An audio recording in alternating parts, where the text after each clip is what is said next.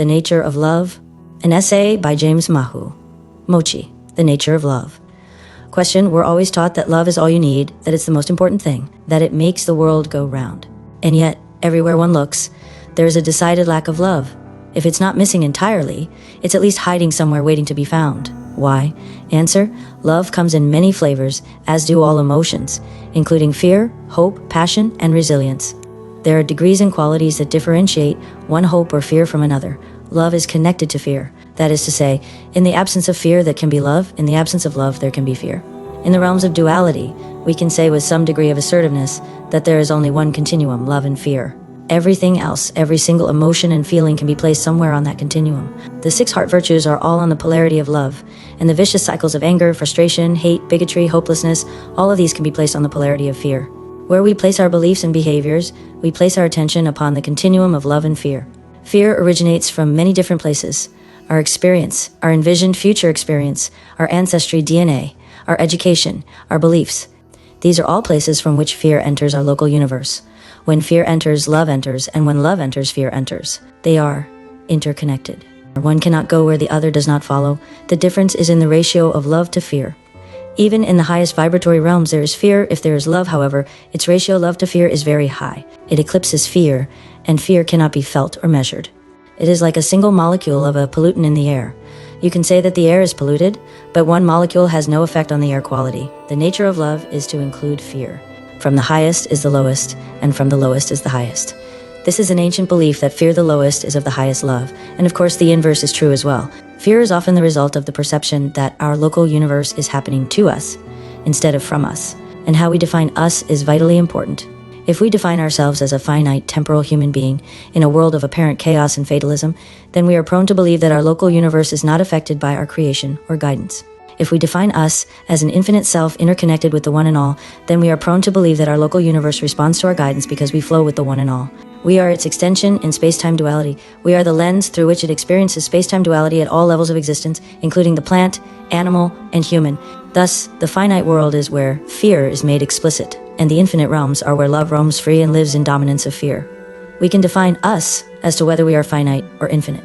We can also believe we are both infinite and finite, and that these two parts of our identity can be partners braided into one consciousness, and this one consciousness is fueled by love. Once we decide we are both infinite and finite in partnership, we can then decide that we are intentionally activating the higher continuum of love. We see it as an ongoing choice that our partnership chooses to interpret and express our local universe as love instead of fear. We choose this, and we are mindful of the choice. The nature of love is that we choose it. We choose it to interpret our local universe as if love, though imperfectly expressed to our mind's eye, is informing our local universe. It is flowing into our lives moment to moment, and that passage of moments never ends even when the finite body does. That is the nature of love. It always exists. It always follows us into the moment like a shadow follows an object, even in darkness. To believe only in the finite is to believe in limitation. Why would we do that?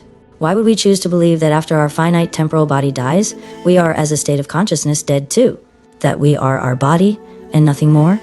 We answer these questions every time we lean into fear, every time we reach out to it and invite it into our imagination, thoughts, feelings, and behavior. Every time we do this, we are also reaching out to love. As suggested before, love and fear are different ends of the same continuum. We could look at it like this, that love exists in all local universes of all forms of life, in all space-time dualities. It is omnipresent. However, love, when it is expressed in vibratory densities that are physical in nature, becomes mixed with fear, because these densities are seemingly unresponsive to us. This seeming unresponsiveness redefines our consciousness as one of finiteness and the solving of survival. We forget our infinite empowerment with one and all. We become disconnected in the lower dimensions of our finite consciousness with the higher dimensions of our infinite consciousness. These two parts separate and respectfully drift apart across innumerable lifetimes of existence. As infinite beings, we have learned one fundamental premise above all others, and that is that love is the essence of who we are, and by identifying with the highest form of love that we can imagine. Fear has a smaller place in our local universe. Fear will always exist in our local universe because it is a vibration of love. It is not something to eliminate. It is something to honor mindfully, and then to shift to a higher vibration of its existence, even if that shift is subtle. If it is mindful, it is not meaningless. Our consciousness perceives love like the beads of an abacus. We can move the bead to the left and define our perception as fear, or we can move the bead to the right and interpret life moments as love. Where we choose to position the bead of the abacus molds our local universe. If we perceive no love, only fear, our local universe can oblige us. This then becomes the vicious cycle that tempts us, and if we're not careful and judicious, we can fall into the temptation. This is not about sin. It is simply a logical extension of where we place the bead on the abacus in relation to love and fear. If we become acclimated to the polarity of fear, we will find our local universe to reflect these fears over love. Our finite self can become acclimated to fear. Our infinite self cannot, and yet it observes itself in the finite local universe as one that can and does.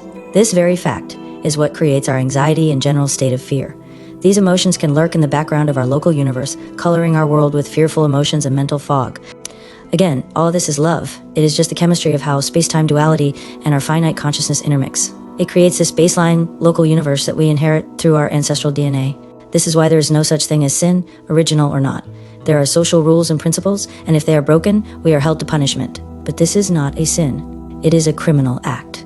The definition of sin is that our punishment is meted out by God and a higher law therein. That judgment is not a human jury or judge, but rather God himself, his Holy Spirit, or his divine messengers. Love comes to us in so many ways, and from every possible angle, in every possible frequency or vibration. If we find ourselves in a fearful local universe, then we can shift gradually away from it.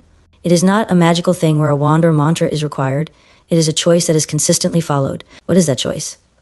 We choose to believe that we are both a finite and infinite being, that the world in which we live is a reflection of the partnership between those two selves, that the finite and infinite partnership can choose to shift to higher interpretations and expressions of love, independent of what we see in our local universe. Is that not the definition of unconditional love? I have written many times that unconditional love is imperfectly expressed and interpreted. In an infinite multiverse of existence in which we all live, there is no absolute or perfection. There is only a vibratory elevation that we can bring into our local universe. It will be imperfect, but if it is done with a conscious sense of partnership within ourselves, and it is done to elevate the one and all, then it is a form of unconditional love. On the continuum of fear and love, unconditional love is the polarity of love, and, as one would surmise, conditional fear is the opposite pole. One exists for the other. In a free will universe, we choose where we put the bead on the continuum. This choice is always internal. It echoes across all of our behaviors, forming our beliefs, and taking us by the hand to the world we have made. We want to realize this. This is when the nature of love unveils itself in an infinite multiverse within our imagination. This is the adventure we are all having, in our case, as human beings in the 21st century on Earth. Other life forms are doing the same thing in their own way. We all live within our local universe, which intersect and overlap with others. In these areas of overlap, we can interpret them as the actions of another infinite self, reaching into our local universe, suggesting to us where we should place the bead on the abacus, hoping our hand moves the bead in the direction of imperfect, unconditional love. That is the nature of love.